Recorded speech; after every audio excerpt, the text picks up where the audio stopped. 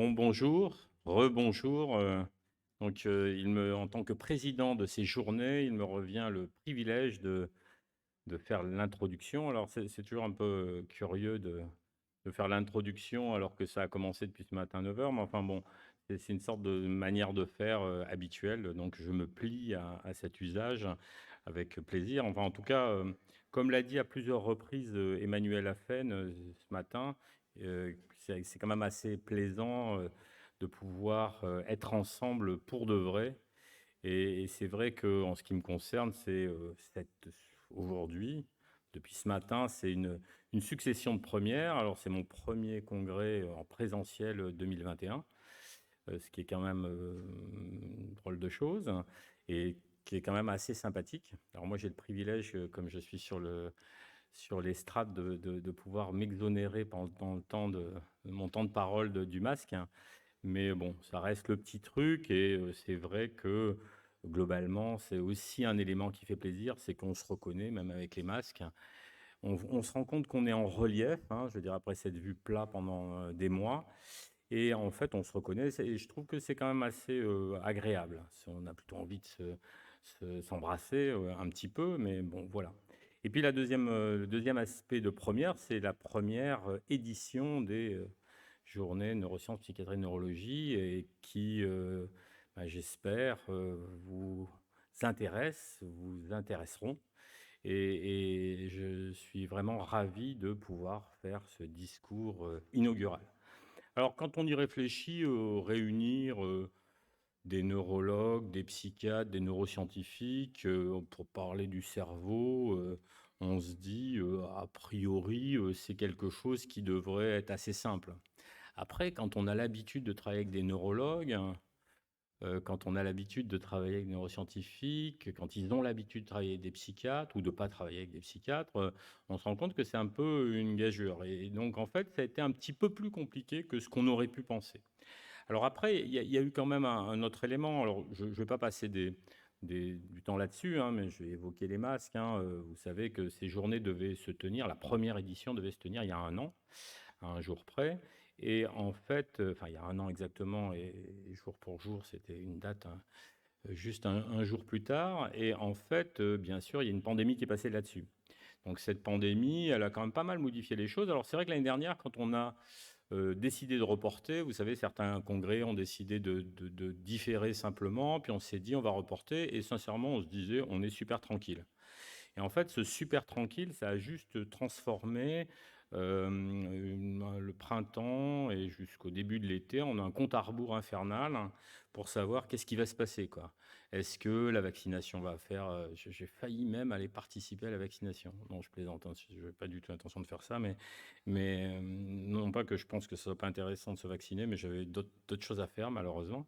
Mais en tout cas, ça a été vraiment quelque chose qui a été assez compliqué et on a vraiment décidé, du présentiel, etc., assez récemment.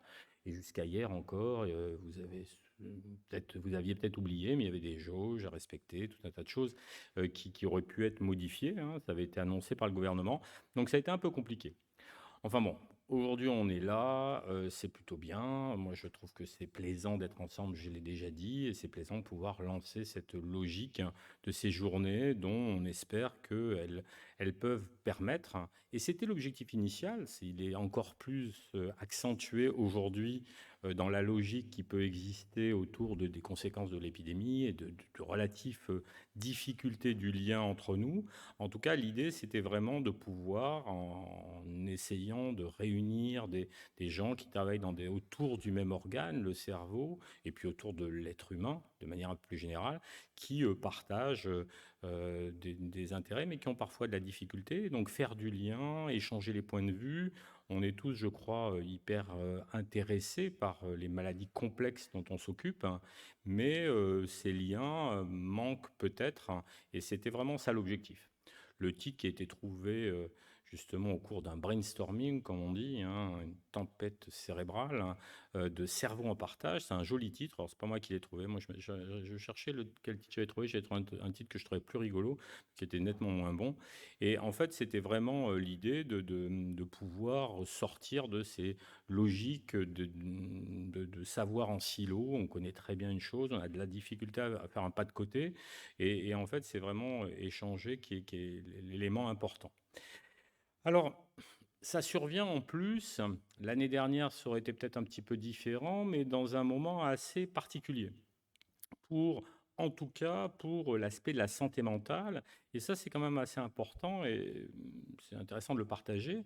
Alors, tout d'abord, je ne sais pas si vous avez suivi ces trucs-là, parce qu'on a tellement d'annonces, j'en suis pas sûr, mais il y a eu fin mai un appel à programmes et équipements prioritaires de recherche qui a été lancé dans le cadre des mesures de relance. Et donc, l'idée, c'est de mettre de l'argent qui vient du grand emprunt dans la logique de plan investissement d'avenir qui a déjà été évoqué et de le mettre sur la recherche, pas la recherche en santé spécifiquement, sur l'ensemble de la recherche. Le plan hydrogène, la physique quantique, des choses comme ça. Et en fait, dans cet appel à projet, il y a eu un fléchage de la santé mentale comme d'autres domaines, comme par exemple la santé publique, comme des domaines prioritaires. Et la semaine dernière, il y a exactement une semaine, nous avions avec l'INSERM et le CNRS comme porteurs déposé une lettre d'intention qui a été acceptée. Et il reste à maintenant transformer la concrétisation de ce projet, mais qui veut dire quand même un véritable intérêt des pouvoirs publics sur la santé mentale et la recherche en santé mentale. Donc ça, c'est un élément important. Il y a 48 heures, je ne sais pas si vous avez suivi, le président Macron a annoncé que 8 milliards d'euros seraient consacrés à soutenir l'innovation en santé. Alors c'est à peu près 8 milliards, on ne sait jamais d'où vient cet argent, enfin c'est compliqué, mais en tout cas c'est important parce que l'innovation c'est vraiment aussi pour dire la recherche, l'innovation c'est ce qui permet de transformer les résultats de la recherche dans des modalités de prise en charge, d'évaluation de ce que vous voulez pour au service des patients. Donc en fait, on se rend compte aussi, ça fait un deuxième élément d'annonce. Et puis, vous savez probablement plus ou moins, alors ça a été déplacé, ils savaient qu'être en concurrence avec les JNPN, c'était compliqué, donc ils ont décidé de déplacer les assises de la psychiatrie à septembre. Et en fait, c'est aussi une manière de mettre à plat, pas seulement la recherche, toutes les problématiques de notre discipline, qui est une discipline qui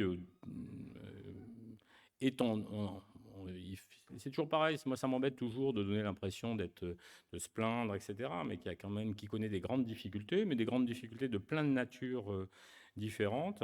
Mais en tout cas, cette volonté politique, ces différentes annonces que je viens d'évoquer montrent qu'on est à un moment assez spécifique pour essayer de modifier à la fois les logiques de recherche, faire progresser la connaissance, et à la fois comment en faire bénéficier les patients, et à la fois comment essayer de rénover notre système de soins, la mise en œuvre de notre système de soins dans un contexte qui est assez difficile. Donc c'est quand même quelque chose qui est intéressant, important. Alors là, j'ai parlé de psychiatrie et de santé mentale. Bien sûr, les neurologies n'est pas évoquée, mais bon, ils ont été beaucoup servis au cours des différents plans sur l'Alzheimer, par exemple. Mais bon, il ne faut pas raisonner comme ça, je le dis en souriant, parce que c'est une manière de challenger mes amis neurologues. Hein. Mais effectivement, les neurosciences et la neurologie sont des éléments, bien sûr, et c'est l'objectif de ces journées, qui contribuent à ce qu'est, justement, c'est ce cerveau en partage, l'utilisation de notre cerveau. C'est quelque chose qui contribue à la santé psychique, et c'est un élément important. Alors, de quoi on a essayé de parler pendant ces journées? On a fait un programme qui va des éléments cliniques. Alors, il y a un renouveau depuis à peu près une quinzaine d'années d'une clinique neuropsychiatrique. Il y avait un papier hyper intéressant d'un auteur américain qui s'appelle Kendler, il a publié une succession de papiers où il a comparé nos critères diagnostiques actuels, les critères du DSM notamment, ou de la CIM, puis les critères de recherche américains, avec tout ce qu'on trouvait dans les manuels de psychiatrie de la fin du 19e à 1953, et dans tous les pays, et en fait sur certaines pathologies. Un des éléments qui est intéressant, c'est qu'il mettait en évidence que, en fait, on a une bascule à partir des années 50 sur une clinique qui est principalement centré sur le symptôme. C'est quelque chose dont on a discuté à un autre moment, à d'autres moments pendant ces journées. Mais en fait, en laissant de côté les signes cliniques qu'on recueille, les signes qui sont souvent mis en avant, par exemple, dans les explorations neurologiques. Et donc, c'est vraiment un élément important. Et on voit que cette clinique où on doit faire attention autant aux signes qu'aux symptômes est quelque chose qu'on a essayé de traduire dans le programme. Il y a des aspects aussi importants qui sont des aspects aussi qui étaient séparés, tout le champ du neurodéveloppement qui permet d'aborder les pathologies d'une façon vie entière et qui est extrêmement important et dont il faut aussi faire en sorte de sortir de certain nombre de clivages. Et puis l'aspect des neurosciences, hein, les neurosciences, ça va des apports d'immunopsychiatrie comme évoqué ce matin dans un magnifique symposium qui montrait à la fois, et ça a été souligné dans une des questions, l'humilité qu'il faut avoir par rapport à des situations qui sont extrêmement complexes, et à la fois, d'un autre côté, à côté de cette humilité, le caractère enthousiasmant du progrès de la connaissance. On va parler d'optogénétique qui permet de développer des médicaments. On en parlera, enfin, ça sera évoqué demain, tous les progrès de l'imagerie. Et donc, il y a vraiment tous ces aspects de la connaissance qui vont être abordés au cours de ces 2 jours, en essayant de tenir compte aussi, par exemple, de la santé publique, qui est aussi un des programmes prioritaires, et donc qui donne des éclairages sur la façon dont, dans la société, on prend en compte les maladies du cerveau. Et c'est un élément vraiment important parce que c'est des enjeux. Et il y a un très bon bouquin d'un auteur qui s'appelle Didier Fassin qui s'appelle Faire de la santé publique, que je vous recommande, qui décrit la manière dont la santé publique nous permet, en tant que professionnels, mais ce n'est pas que pour les professionnels, mais de comprendre comment, dans quel contexte on est, dans quel contexte on vit. Donc avec le comité de pilotage et le comité scientifique, on a essayé de faire un programme qui reflète un peu tous ces aspects-là. Donc qui effectivement hein, essaie d'ambitionne de pouvoir témoigner des évolutions du savoir et de partager dans les situations actuelles. Donc bien sûr, c'est une première édition. Euh, Rien n'est parfait. Alors rien n'est jamais parfait, mais là, effectivement, il y avait des questions autour du programme, c'était complexe, il y a des imperfections.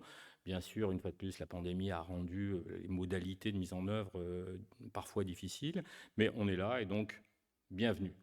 Alors une fois que j'ai dit tout ça pour présenter, il reste un élément important après avoir dit que les journées sont ouvertes, mais il faut remercier tout le monde. Il faut remercier tout le monde. Alors des fois c'est hyper pénible hein, le remerciement, donc je pourrais commencer par remercier ma mère. Je parle souvent de ma mère quand je fais des topos, ça me permet de penser à elle. Mais en fait, je l'ai fait, donc ça y est. Mais donc en fait, c'est souvent un peu convenu. Moi, je suis assez plutôt, j'aime pas trop me prendre la tête, mais sincèrement, je veux remercier les gens qui nous ont soutenus parce que ça a été quand même assez compliqué de mettre en œuvre tout ça. Et je pense que c'est important d'exprimer cette gratitude qui est très sincère. Alors d'abord, Annie Bloch et Myriam Latour qui ont eu l'idée de ces journées et qu'il faut leur rendre une fois de plus. Hein, moi, je suis prêt à endosser tous les compliments, aucun problème. Mais il faut aussi savoir repositionner les choses. C'est elles qui ont eu l'idée de la manière dont on pourrait réunir les gens. Et je pense que c'est important de le souligner. Et vraiment, sans elles, à la fois au niveau initial, mais à la fois au niveau de la mise en œuvre, les journées, elles n'existeraient pas. Donc ça, c'est un élément important. Après, il y a un comité de pilotage. Alors, vous voyez, ça fait un peu politburo, il y a plusieurs comités, etc. Bon, je sais pas, c'était toujours important, mais c'est des gens qui ont participé. Alors, c'est toujours embêtant de citer tout le monde parce qu'il y en a plein, mais quand même, alors je les ai notés hein, quand même parce que sinon je suis incapable de me souvenir de tout ça. Enfin, ce serait mentir de dire que je peux pas me souvenir des gens, mais j'ai toujours peur d'oublier quelqu'un. Et donc, je vais citer le comité de pilotage, Pierre Claveloux, Caroline Demilly, Philippe Gorwood, Emmanuel Affen, Marion Leboyer, Laurent Lecardeur, Luc Mallet, Raymond Schwann, qui ont vraiment été très importants pour toute la construction du programme. Alors, une remarque, hein, il n'y a pas de parité, c'est mal. Donc Caroline et Marion pèsent toutes les deux pour moins pour 2 personnes. Mais pour autant, ça ne suffit pas. Et donc, c'est un problème et il faut qu'on soit sensible à ça. Et je pense qu'il faut être attentif. Et puis, un comité scientifique qui est plus élargi, et qui comprend Bruno Aouizera, Tamine Benyamina, Fabrice Bernard, Régis Bordet, Laurent Boyer, Luc Buet, Philippe Courtet, Steve Demazeux, Franck Dury, Féric Facra, Emmanuel Flamand-Rose, Jean-Antoine Giraud, Caroline Ingré, Éloi Magnin, Louis Maillard, Nidal Nadan Abou, Antoine Pellissolo, Mohamed Taleb et Mathieu Zuber. Donc s'il y a plein de noms que vous ne connaissez pas, c'est normal, c'est que c'est des gens qui travaillent dans des disciplines qui ne sont pas les vôtres. parce qu'ils sont tous très connus dans leur discipline, donc il n'y a aucun doute là-dessus. Et en tout cas, ils ont tous été très aidants et je les remercie très sincèrement. Et puis, bien sûr, tous les orateurs qui sont venus, hein, certains en particulier de loin, et en ce moment, c'est pas très simple. Donc, vraiment, c'est un remerciement important. Et puis, vraiment, avec un effort qui a été fait de tous. On a eu même un collègue qui a fait en visio ce matin parce qu'il n'a pas pu venir, parce que sa femme était sur le point d'accoucher, mais qui a fait sa communication. Il faut quand même souligner ce genre d'effort, c'est ce qui fait aussi le plaisir de pouvoir se retrouver. Alors après, il y a des partenaires institutionnels, hein, donc des partenaires, d'abord les premiers supports qui sont vraiment les éléments clés dans l'organisation de ces journées, l'Association française de psychiatrie biologique et neuropsychopharmaco, la Fondation fondamentale, Psychiatrie et Psychobio, qui est l'association qui gère le Congrès français de psychiatrie, la Société de neurosciences, le French Brain Council, qui sont toutes des institutions qui sont vraiment les supports importants et partenaires forts de ces journées. Et puis les autres partenaires, les journées de neurologie de langue française, la Société française de neuro, la Société française des mouvements anormaux, l'Association pour l'évolution de la sémiologie psychiatrique, pardon, la FEP, la JPJA, le PEPS, donc qui sont des structures issues des étudiants, la Fondation fondamentale suisse, l'Organisation française des psychologues spécialisés en neuropsycho. Alors c'est vrai que vous êtes en train de vous dire, ça y est, on va s'endormir, mais ne vous inquiétez pas, Pierre Clavelot vous réveillera. Il y a aussi les jeunes, hein, donc j'ai cité les associations, qui ont fait un effort spécifique. Ils ont joué le jeu, ils se sont intéressés, et vous le verrez demain, à la catatonie. Et je trouve que c'est assez emblématique, parce que c'est eux qui ont proposé ce sujet, qui est un sujet vraiment typiquement de quelque chose qui est du registre neuropsychiatrique, et je pense qu'il faut le souligner. Et puis, il y a les associations de patients et de familles, l'UNAFAM, France d'Expression et Schizo Oui.